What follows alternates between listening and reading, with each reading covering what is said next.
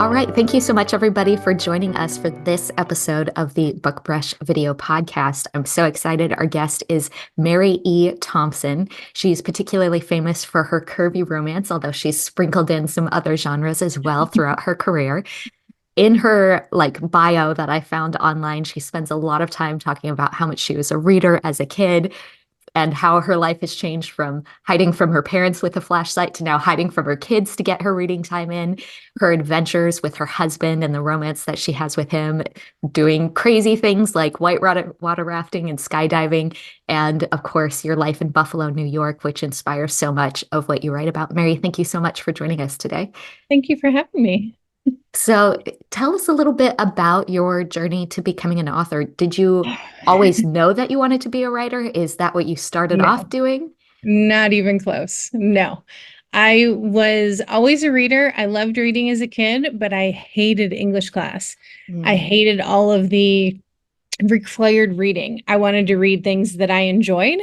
So I went the opposite direction, and I have a degree in chemical engineering.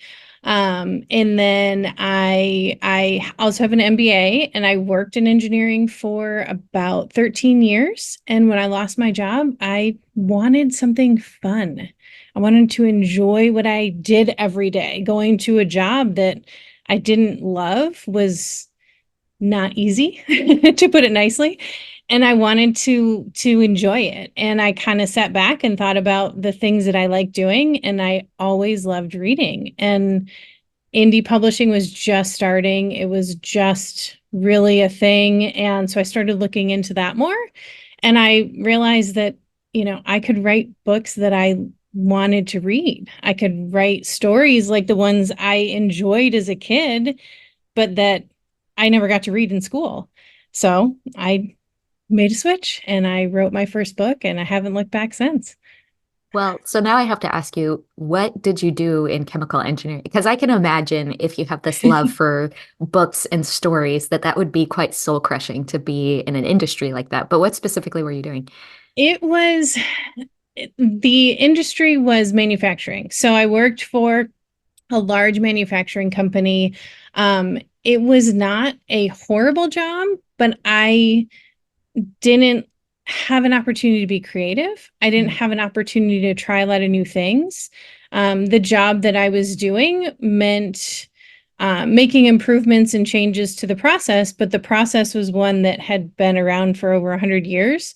So there really wasn't much to do. So it yeah. was it was a challenge for me and my personality, and really what I found fun, and I never really found my place in that world. Hmm. So I loved chemistry. I always loved chemistry. When I went to school, I wanted to work in the pharmaceutical industry, and that just didn't happen. But Mm, I don't know what would have been different if that had happened. hmm. But I'm very happy with writing books, so I can't complain. Would you be open to sharing a little bit about what the indie sort of publishing industry, since you came in so early as it was kind of getting started, has it changed a lot in your opinion? What are some of the challenges that you kind of overcame to do that? Because even still, there's a little bit of a bias where, Oh people don't respect it quite as much. I think yeah, that's changing. yeah. But anyway, I'd love to hear more of your experience about that. So when I started writing, I never once queried a publisher. I Mm, never had any desire to work with a publisher, and I think that was because of my engineering background, and I didn't like somebody else telling me what to do and someone else calling the shots. I'd been doing that. I didn't like it. So mhm, indie publishing was very attractive to me because I could do what I wanted. I could mhm. write whatever I wanted. And the industry has changed, like you said. It's a lot more accepting now than it used to be. And I think there are always going to be readers who are going to stick to the publishing houses, and that's okay. They're finding what they want. But there are Mhm. a lot of readers who weren't finding the books that they wanted.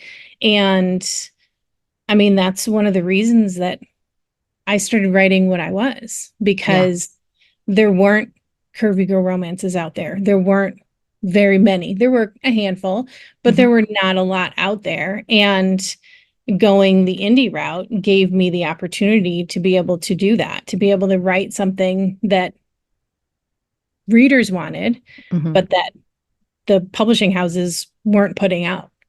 Yeah. I So, think, you know, a lot with the publishing houses, when we talk about these infrastructures and these established industries, you know, they're obviously going to be risk averse because they have this yeah, whole, you know, infrastructure that they have to support. And the agility of being an indie author means that you get to take the risk in a really micro way as an author and test out what works, what doesn't. Um, I'd be curious to hear also, like, do you have like kind of a process where you take that feedback loop for your readers or you see what's more people are responding to more and more? Does that affect what you write? How do you internalize kind of those pieces of information? to a point it does. One of the things that I've been really fortunate is my readers will reach out to me. They'll Yeah. email me, and one of the biggest things since I started writing curvy romance is, you know, I've had multiple people say it gives them hope. Yeah. It makes them believe that there is romance out there for them, and it's something that I love. Hmm. And it's something that keeps me writing this Yeah. genre, this subgenre, whatever you want to call it, because there's a need for it. Hmm. And readers really respond to it. And there are dozens and dozens more romance writers that write curvy romance than there used to be. And Right. I love it. And, so for me, that's really the part that I internalize is, Hmm. you know, don't change, don't shift, don't go away from it because it's giving readers what they want. Yeah. Everything else is the tropes and the things that are popular, the things that, that's going to be the same every genre. Yeah. People love enemies to lovers, people love friends to lovers, people love, I write a lot of found family and people respond to that. So Mhm. I think things like that, it's stuff that I look at and what do people like? What do people come back for? Yeah. What do people say they found me? What was their first book of mine that they read? That's always interesting too. So then I know kind of what they're after. Yeah. I think there's an interesting parallel both in terms of going indie and saying, oh, I'm going to do this kind of outside of the traditional mode of things, and also saying, I want to break out of these sort of calcified ideals and tropes around what a woman should look like or what a woman looks like when she's worthy of love. And I both of those seem to resonate as like um, a theme is across those two for you. Do you feel like that's true? Yeah, it is. There's so many people in the US, I've read up to two-thirds people in the US are overweight. So it's reality, but it's not the reality that we see on TV or in media and things like that. When we see a plus size character, they're the friend or they're on a weight loss journey or they're someone that needs to change, someone that needs something different. And Mhm. that was always important to me was you don't need to change. You Or you the don't most need. offensive of all, like the comedic relief. Yes. Yeah, That's- absolutely. yeah. And that's, we are all who we are. And there's nothing wrong with who we are. I Mhm. can't say, oh, I'm going to lose weight today and then lose weight. It's just, it's not that. And nobody has it that easy. Right. Whether you're a thin and healthy person or not, you can't just turn around and say, I'm going to drop 5 pounds today. It Mhm. doesn't happen. Yeah. So it's one of those things that, in with what I write about characters who aren't trying to change, or if they are trying to change, because that's reality and not Mhm. everybody is happy where they are. But if they are trying to change, then by the end of the book, they realize that if they're changing, it's for the right reasons. It's Right. for themselves. It's not Mhm. to attract someone, it's not to change themselves. It's whatever, whether it's to be Mhm. healthier, to be stronger, to something like that, which is Right. okay. Mhm. And that's what I tell my kids is your goal should be to be healthy. No matter Right. what weight you're at, you should want to be healthy. Yeah. I wonder too, since found family is also a theme of yours, if your readers find a found family in your stories and in a sense of connectedness and representation through those stories as well. I think so. I've had a lot of readers tell me I want to go visit them. I want to go hang out with them. I want One of my series is set in a cupcake shop, and they're like, I want to go there. Can I I want just to hang go out at to any cupcake? cupcake shop. Right. So I think I try to write characters that feel real, that Yeah, feel like, it could be your best friend, it could be your sister, it could be, your favorite teacher or whoever. It's somebody that you feel like you know. yeah. So I enjoy that. And I think my readers do. That's fantastic. So I wanted to dig in a little bit too about your reading habits. And do you think it's important for authors to be readers? Absolutely. I really do. I think everyone should be a reader. I mean, what's not to like about reading a book? Hmm. But I think as an author, I mean, it's a creative job. It's something that you have to, you know, find what's out there, not just for market research, but also because you have to fill that well. You have to do things that, ignite you and that bring you happiness. And if you're writing, it makes sense that you find that joy in a book. And Hmm. if you're not, then maybe you're in the business for a different reason than I am, but I mean, I started this because I love writing. I love Yeah. reading. I love stories. I love that connection with people that only exist in my head until somebody else picks up one of my books. Yeah. So do you have favorite authors or titles that kind of come to mind as like core, like home base? Is there a home base book? That's kind of how I like to think about it as a reader too, because favorite books is like such a hard Yeah. question. It's like ask me tomorrow, and you'll get a different answer. Right. Um, Jill Shalvis was the first romance author that I read. And I had read a lot of like chick lit books when I was younger, and that's kind of morphed into what is now contemporary romance. But Jill Shalvis was the first one that I read, and I actually met her and I told her that. And she was, it's one of those things where it's like that was kind of a highlight for me to be Hmm. able to meet the person who, in a lot of ways, got me started on this Yeah. career. But, she's got hundreds of books or at least 100 books. So Yeah. it's easy to find one of hers to read when I need that, remember why I started and Mhm. why I love this so much.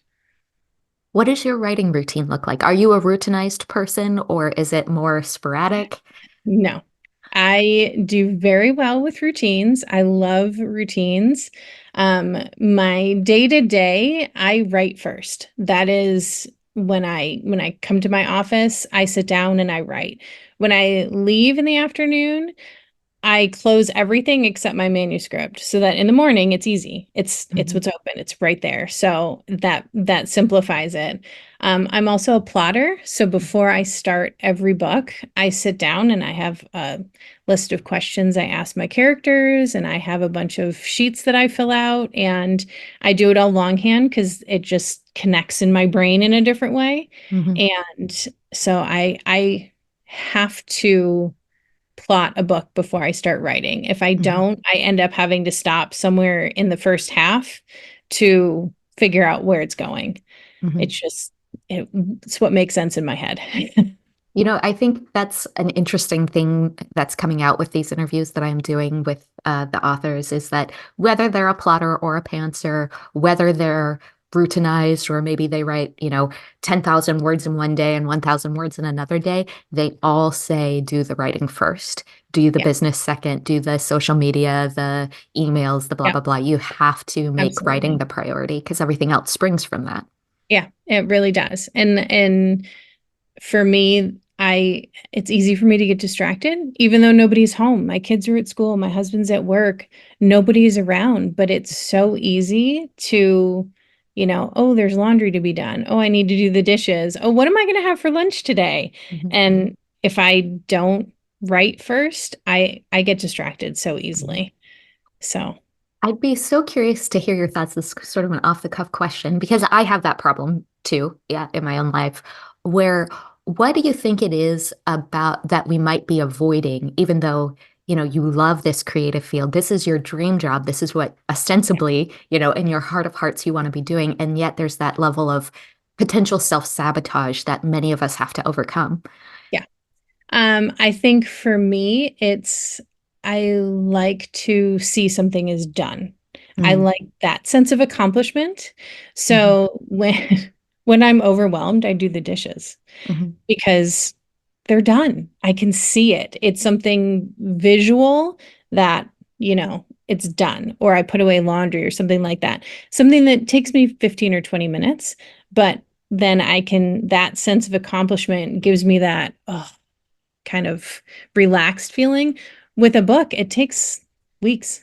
It's not, even if I sit down today and I write my chapter, which I already did this morning, but even when I do that, there's still more tomorrow, and there's yeah. more the next day, and there's more the next day. So it takes a lot longer to get to that sense of accomplishment, Mhm, that completion point mhm, where, and then you start all over again. So yeah. Um, Curious, when you finish a book and it's, your manuscript is done, maybe you send it off for editing. What do you do the next day? Are you starting the next book or do you take a break? I have done both. Hmm. Usually I will take a break and then I regret it Hmm. because I like routines. So if I get Hmm. out of my routine, then it's harder to get back into my Hmm. routine. So Hmm. usually I try to jump back into something, whether Hmm. it's, reviewing some edits or covers or whatever, but I try to stay focused. I try to write at least something or plot something. So if I'm not writing, I'm trying to plot the next book. So I try. How do you balance the creativity of being a writer with the business of being an author? Not well most of the time. Um, I do have an MBA, so I guess I have that kind of advantage that I do have the business background. I do have the business mindset. But the writing part, like I said, it has to come first for me. So then when that's done, then there's an endless list of other things that always need to be done. So I make a list every day of what to do, and I limit myself to three things. And if I get those three things done, then I can go to the other things I have planned for the month, the other things I want to do for the month. Mhm. So sometimes those three things take a whole lot longer than I have time for. Sometimes they don't, but I try to keep that balance of, Mhm. if I get my one chapter done every day, which is my Yeah. goal, then I have time to do those other things. And that makes it a lot easier for me. Those routines. Like I said, I thrive on routines. Do you have any advice for aspiring writers?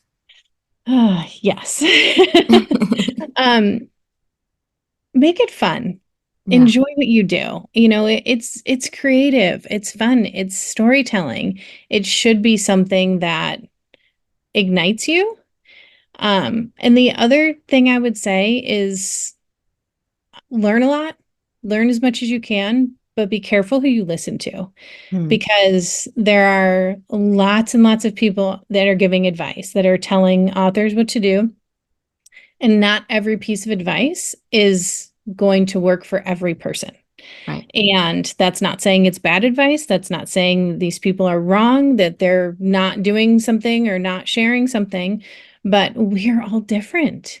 And what works for one person is not necessarily going to work for another. So that was a hard lesson for me to learn because I wanted to know everything. Hmm. And I listened to as many people as I could. I went to conferences and I took a bunch of classes and all of the things to try to learn as much as Hmm. possible. And it took me a few years before I realized some of the people that I was listening to were doing things that I wasn't going to do or couldn't do or didn't want to do. Hmm. And that's hard. So Yeah. But I think if you're aware of what you want and where you want your career to go, it's easier to figure that out. Mm-hmm. Yeah, I think, being in a creative field, always coming back to center, which is, the inspiration is coming from within you. It's your stories that you want to tell.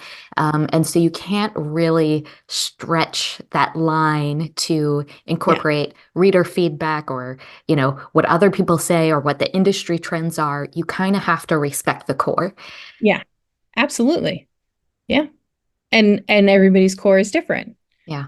So what I write and what I think is important to do is not going to be the same as the next person. And, Mhm. and we don't usually the people who are giving advice are the ones with the loudest voices, the ones with the most experience, the ones who we look at as industry leaders. Mhm. But how they got there might not be the same way I'm willing to get there. Right. I'm not a very outgoing and you know, public facing person. So I'm not going to build a platform where that's required of me. Right. But the people that do, that's amazing for them. And I Mhm. love it for them. Yeah. And they're lifting the voices of all of the romance authors by doing that. Yeah. But it's just not going to be me. Yeah. And also to your point about making it fun, I think, um, if you wanted a job for drudgery, it's like, well, you could go back and be a mechanical chemical engineer and like, Exactly. you already done that. You already know Yep. what it means to show up and do what other people are telling you to do. Yes. So Yeah. we've tried that lane, didn't work. Hmm. Make it fun, do what you want. Yes, absolutely. So one of my favorite, I mean, she's super popular in the space of creativity and especially writing, is Julia Cameron. She has a famous book, The Artist's Way, that tons of people know about. I don't need to give an intro here. Um, but one of the things she talks about a lot is having a lot of techniques for filling yourself up creatively, for filling Hmm. up your inspiration. So what do you do to fill up your creativity bucket or stocking the pond? I think there are an endless number of ways that you can do that. And I think we all should have an endless number of ways to do that. For me, on a day-to-day basis, I would say reading, watching TV or movies, listening to music. When I write, I listen to music. So that's something that's kind of easy, for lack of a better term, because it's around us all the time. We're always consuming different kinds of media. Um, I also like to exercise this time of year. I live in Buffalo, so we have lots of snow. And in the winter, we don't go out much. But now it's the weather's getting nice. So my husband and I go for walks every afternoon. And it's nice to get in the fresh air, get outside, have a chance for the two of us to talk. So spending time with family and friends is always important to me. Um, you know, I'm other creative things that I like to do. I do sew and I do make jewelry. And sometimes it's nice to let my mind kind of drift from the book and focus on something different. So I'm still creating something. I'm still, figuring things out and making something come to life, but it's just a different kind of creativity, which Hmm. I don't do that every day or even every week, but it's Hmm. something that I try to do. Um, one of one of my favorite things, a friend of mine, she lives in California, and since I'm in New York, we're obviously opposite coasts. We have been meeting since COVID for the last few years. We've been meeting somewhere in the middle of the country for a week, and we just spend the week together, write, talk, brainstorm, and it's so good to be with another author, but be with an author who's also a good friend. Hmm. And it's nice to do that because it's kind of touching on both. We're getting work done, but we're also spending time with someone that is important to me. Hmm. So that's one of my favorite things in the last few years that we've been doing, and we really enjoy that. Yeah, So I think that makes a lot of sense. given the nature of writing is so much of an isolating experience. You head down, It is. working on your manuscript, Yeah. don't come in mom's office, like, Yeah, uh, exactly. and Stay away. go away. um, and so making it collaborative, connecting, and connecting with other authors, I can see that as being extremely Hmm. important. And Yeah. then I also have to ask, is any of the jewelry you're wearing today your pieces? It is not. I thought about that. I was like, oh, I should have put something on. No, it's not. But it is some of my favorites. These are Yeah, like little beautiful. daisies. Yep. Yeah. What is the most rewarding part of your writing career so far? Hearing from readers that they're not so alone, that they know that I'm coming at this from a place of knowledge, that I'm not Mhm. just writing something that I think people want to hear, that I'm writing stories that are real to me and that Mhm. are real to them. Yeah. And when they reach out or find me at a book signing or anything like that and say, your book really meant a lot to me, that makes me feel so good. That's why I keep doing this. I could see that. I could see that feeling really good. So obviously the next question is, what are some of the ways that you connect with your readers? It sounds like book signings and things like that. And obviously people might email you or whatever, but Yeah. are there other platforms that you use to build that relationship? Social media is always good for that. Email is really the probably the best way in a lot of ways because then it's one-on-one. I have a Patreon account, which I absolutely love. And it's small, but it's really a fun place for me to be myself, to talk to people and to get to know my readers and stuff like that. So I love that. But yeah, I mean anywhere. I haven't done book signings since COVID because I'm I'm not ready yet. Yeah, I get it. But but yeah, I mean, email, social media, stuff like that is easy. So that's definitely where I meet most people now. Yeah. So we've talked a lot about curvy romance being so important to you, and you've touched on some of the ways in which, it's important and it's important for your readers and it's breaking down barriers and all of these things. But why specifically for you is that such an important theme? Um, it's a way for me to feel like I'm seen. Hmm. There's there's so much data. There's so many studies about plus size women make less money and are passed over for promotions and dating is harder. Not that dating's easy for anybody, but and it's just all the things like that it's for being a plus size person. When I was a teenager, people thought I was older Mm. and boys thought I was older. And that made me very Mm. uncomfortable because, Hmm. when you're 14, but you look like you're 17, it's weird. Hmm. And, you know, as I got older, then obviously everybody starts to look the same age at some point in time. Right. But, you know, having that story out there and Hmm. having that recognition that I'm not the only one. Hmm. When I started writing these books, I really wondered if they weren't out there because no one wanted them, Hmm. or if they weren't out there because of the gatekeepers. Hmm. And when I started writing them, readers showed up.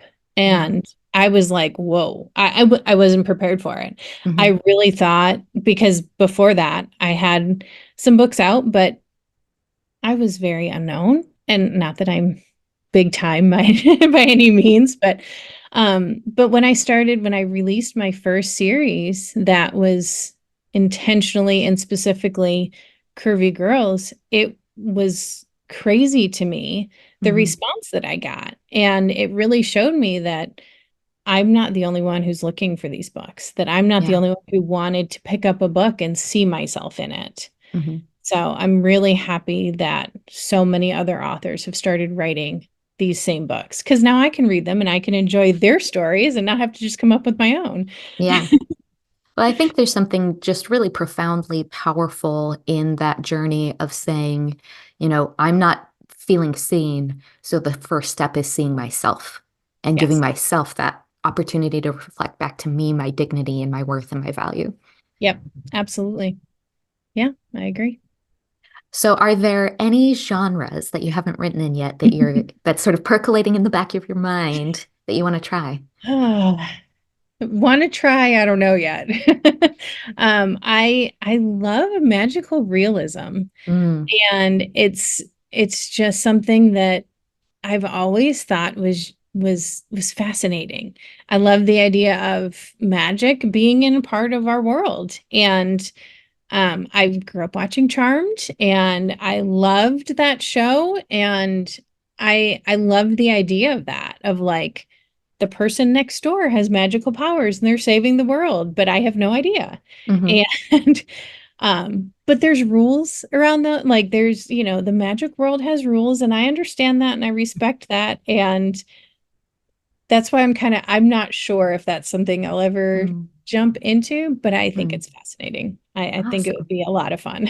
Yeah. What's the hesitancy? Knowing the rules. No, Mm, the paranormal romance is so huge and hmm so amazing and complicated. hmm And I wouldn't want to get into something like that and mm, then have readers not enjoy it because mm. that's the point, is to Yeah. enjoy a book, and if you're not enjoying it, then it's not fun. Yeah. True. True. Are there any real life experiences or people who inspire your work? How much of your real life kind of ends up on the page? I I definitely take I definitely take my own experiences into account. The Hmm skydiving, whitewater rafting. Yeah. Been there, done that, wrote it in a book. Um, but there's inspiration everywhere, which is what's so fun. It's the favorite teacher of my kids that has their own story and has their own life, but I get to make one up for them. Or hmm the jerk who cuts me off in traffic that, maybe I'm like, okay, he's rushing to see his pregnant wife because she's in labor, and make it like fun and nice. Or hmm maybe he's just a jerk and then that's part of the story. But there's inspiration everywhere, and I love it. And I love watching people and coming up with a story for them. hmm My kids run track, hmm and track meets are busy. They're usually, some of them are like 50 schools at a time. So there's a lot of people watching. And I can come up with lots of stories for the people that I'm watching. How important do you think is that observational skill for an author to have to really pay attention to the world around them and then incorporate that into their worlds?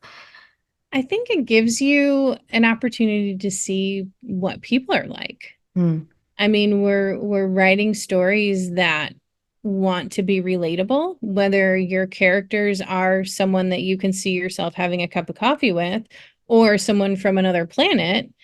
You still want to relate to them. There's mm, still things that every character needs to have for a reader to want to keep going in their story. mhm, And I think that's part of observation. I think if you're looking at the person that's in the coffee shop and yelling at the server, that's not the person that you're going to write as the hero of your story most of the time. you right. know but if you're looking at someone who's doing that and trying to reframe it and trying to change their story and trying to make them into the good person, then it's all human behavior, and it's Yeah. all you know who we are and how we connect to each other.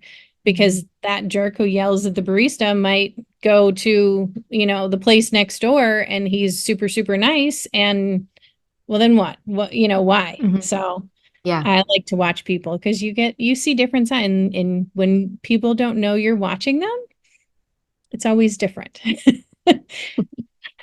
Well, I have a bit of a maybe a sensitive question, so we can cut this if it's not relevant. But have heard people who are curvier and maybe more plus size feeling like they're a little bit invisible in the world at times. Do you think that that has contributed to your ability to observe people without them noticing you? Probably. I'm sure it has. I'm also an introvert. Mm, I am not someone who's going to walk in and draw a lot of attention to myself ever.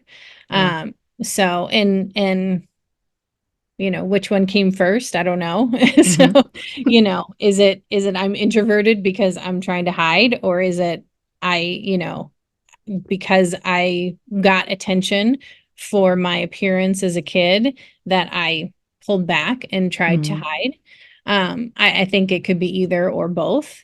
yeah. And Or even just the way that society yeah, looks at, and sort of, you know, it yeah. couldn't I even mean, be internally. It could be, women in general, a lot of the time are overlooked and are yeah, seen as, as not as important. yeah. My engineering class, when I graduated, I had, I think, 15 people in I went to a big school, but it was a small engineering school. And I think I graduated with 15 people in my program, and probably four of us were female. So, Mm, I mean, it's obviously different schools are going to have different ratios, but you know 20 years ago, it was more than 20 years ago, it was less than a third of my right. graduating class was female. So going into my first job, I worked in manufacturing, and in manufacturing it was, I think, 95% of the facility where I worked, which was 600 people, were men. Yeah. So it's just, as a woman, you're taught sometimes to sit in the corner and be quiet. Hmm. So I would take a book and sit in the corner and be quiet And and ignore then everyone. maybe observe the human behavior that's going Exactly. on. And haha, you're going to end up in one of my books these days. Exactly. I love it. So, what is your upcoming title that you want us to know about and you want your readers to look forward to? So my next book is called Fracture.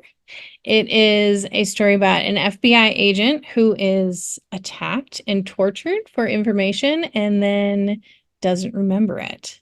Oh. She is left for dead, and the hero finds her because he knows that she's important, and he knows that what she knows is going to help solve the case. So Hmm. he goes and finds her, and the two of them have to work together to find out what she forgot. Hmm. And maybe they get to discover a little bit something else about each other. Maybe. And if people want to find you online, connect with you, read more of your books, read, where can they do that? My website is maryethompson.com. I am all over social media. I am on, what am I on? Facebook, Instagram, Pinterest, YouTube, and TikTok. Um, what else am I on? I don't even know.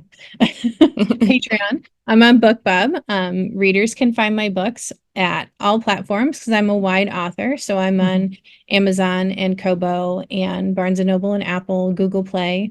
And you can also get books from my website if you want to do that. Awesome. So it sounds like the hub is maryethompson.com. You can find all the social media links there, all the Absolutely. titles, and Yep. and go from there and read more. Yep. Thank you, Mary, so much for Thank being on the you. podcast today. I so enjoyed our conversation, and I think what you're writing is so important. I'm sure you know that, your readers know that, you've already heard that, but I think it's just really beautiful stories that you're telling, and I really appreciate it. Thank you. Appreciate it.